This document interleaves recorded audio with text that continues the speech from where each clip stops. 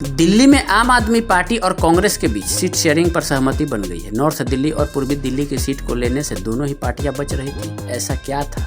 दिल्ली में आम आदमी पार्टी और कांग्रेस के बीच गठबंधन आसान नहीं था। जिस तरह पंजाब में दोनों पार्टियों की स्थानीय इकाई नहीं चाहती थी गठबंधन हो, कमोबेश यही हाल दिल्ली का भी था।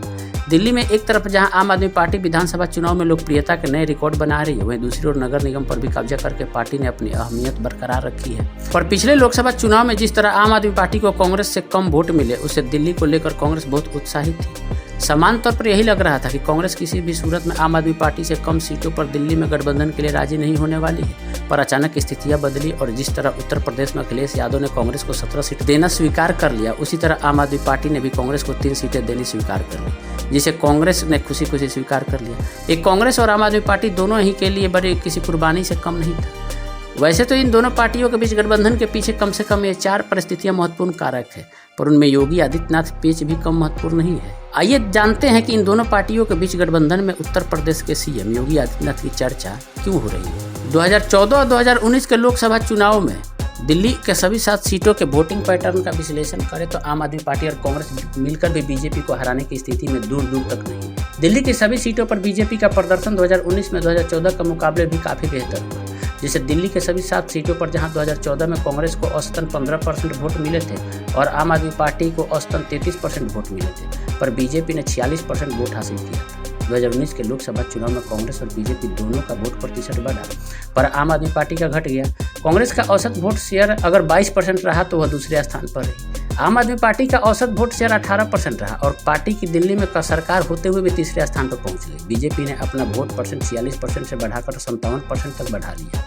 मतलब साफ है कि लोकसभा चुनाव में दिल्ली की जनता का वोटिंग पैटर्न राष्ट्रीय पार्टियों के पक्ष में रहता है। फिर भी कांग्रेस ने समझदारी दिखाई कि दूसरे स्थान पर रहने का अहंकार छोड़ दिया और आम आदमी पार्टी से गठबंधन कर लिया। वैसे तो दिल्ली की 7 सीटों पर आम आदमी पार्टी और कांग्रेस के उम्मीदवारों ने जितना भी वोट हासिल किया है, उन्हें जोड़कर भी वो बीजेपी से बहुत पीछे है। इसलिए अकेले लड़कर बुरी तरह हारने से बेहतर है कि गठबंधन के चलते कम से कम तो रहेंगे। इंडियन एक्सप्रेस अखबार में छपी एक रिपोर्ट के अनुसार कांग्रेस और आम आदमी पार्टी के बीच जिन सीटों पर पेच फंसा हुआ था, उसमें योगी फैक्टर महत्वपूर्ण था। दोनों पार्टियां दिल्ली के नॉर्थ ईस्ट और ईस्ट दिल्ली को लेकर असमंजस में थी।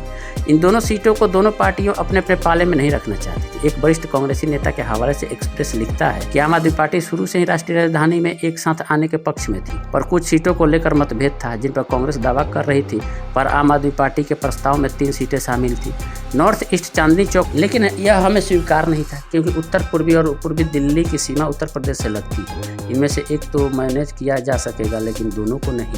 कांग्रेसी नेता के अनुसार हमारे जमीनी सर्वेक्षण और 2019 के लोकसभा चुनाव, 2020 के दिल्ली विधानसभा चुनाव और 2022 के एमसीडी चुनाव में हमारे प्रदर्शन के विश्लेषण के अलावा हमें पता चला कि उत्तर प्रदेश के सीएम योगी आदित्यनाथ की रैली उत्तर पूर्व और पूर्व दिल्ली में ध्रुवीकरण को गति के लिए पर्याप्त थी। यही डर दूसरी तरफ भी था। मतलब कि आम आदमी पार्टी भी यही सोच रही थी कि एक्सप्रेस लिखता है कि आप और कांग्रेस दोनों के अंदरूनी सूत्रों ने स्वीकार किया कि उत्तर पूर्वी दिल्ली का समीकरण उतना ही खराब है जितना गुजरात के भरूच का।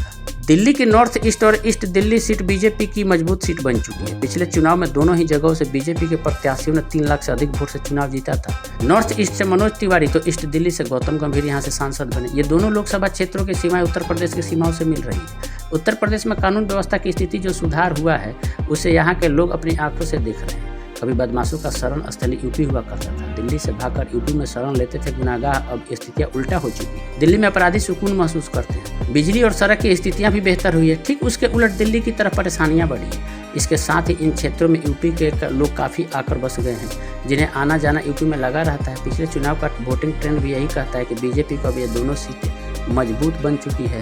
उत्तर पूर्वी दिल्ली में पिछले लोकसभा चुनाव में कांग्रेस को 29% वोट मिले थे। आम आदमी पार्टी महज 13% वोट प्राप्त कर पाई थी। दोनों को मिलाकर भी इनका वोट शेयर 42% ही होता है, जबकि अकेले बीजेपी ने यहाँ 53% वोट कब्जा करने में कामयाब हुई थी।